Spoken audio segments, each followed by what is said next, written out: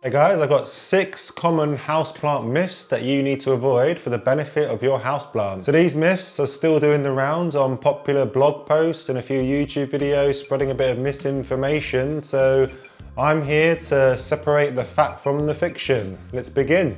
So the first myth is probably the most common, and that is misting your houseplants with a spray bottle such as this will increase the humidity around your plants. So there are a few houseplants that require a higher level of humidity around them for them to grow properly. A Califea, for example, such as the one I've got here, does require high humidity for it to not develop those crispy brown edges on the leaves. So the myth is that misting the leaves of your houseplants with a bottle like this will increase the humidity around the plants, but in reality this creates more problems than it solves. I guess it's assumed that the water you sprayed onto the leaves of the plant will slowly evaporate and provide extra humidity to the plant in the process. But misting your leaves only serves to moisten the leaves of the plant, which then dries quickly, therefore not really providing any extra humidity for the plant. The amount of evaporation given off from the wet leaves on the plant will be so minuscule that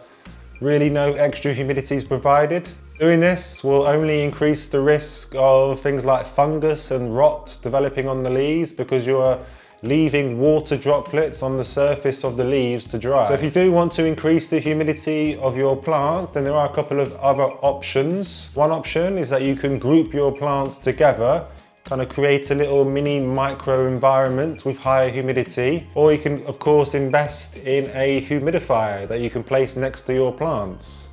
Houseplant myth number 2 is to let tap water sit overnight before watering your houseplants the next day. The reason for this is to apparently allow the chlorine in the tap water to dissipate, improving the purity of the water. This is really not necessary at all because the tiny amount of chlorine in the tap water it's not really harmful for your plants. If we can drink tap water, then surely it's good enough for our houseplants. There's absolutely no evidence that the chlorine in our tap water does any harm to our houseplants. So basically this myth is just a massive waste of time and you're best just watering your plants with water straight from the tap. It's really not feasible to have gallons of water on standby, ready to use on the houseplants the next day.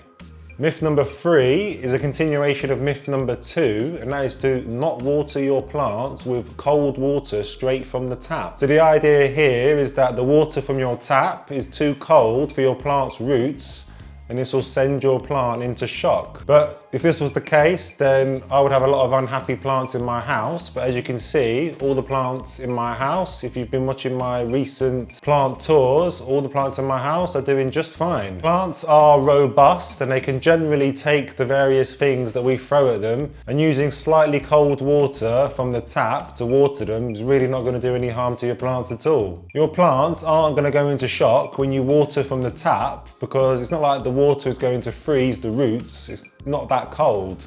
Myth number 4 is that houseplants work to purify the air in our homes. So this idea sounds lovely, of course, and I do wish it was true. I wish that if we filled our homes with lots of lovely houseplants, then we'd have lovely pure air to breathe. But sadly, that's just not accurate. So this myth started with a NASA published study where scientist Bill Wolverton studied the effects of plants at removing pollutants from its surrounding air in an airtight laboratory environment. The study did show some promise that plants could remove some pollutants from the air, but the key thing here is that the experiment was done in an airtight lab environment. Scaling this up, of course, to having plants removing the pollutants in our homes would be incredible. We need millions of plants. This is because our homes are not airtight labs, but spaces with doors, windows, leaks, drafts, so the plants will be able to do nothing in this environment. So the effect of, say, 100 plants in a living room on the air pollutants in the room is so remote that it's not really worth considering.